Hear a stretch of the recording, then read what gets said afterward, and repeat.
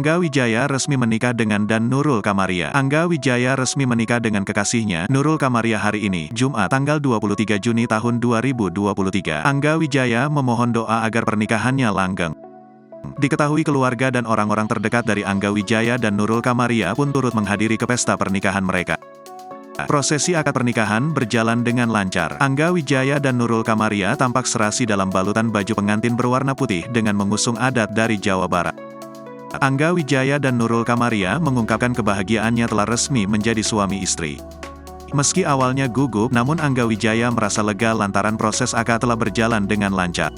Alhamdulillah tidak ada kesalahan, semua berjalan lancar sesuai harapan, kata Angga Wijaya. Tak mau lagi mengulang kegagalan yang sama, diakui oleh Angga Wijaya bahwa dirinya telah belajar dari kesalahan yang lalu.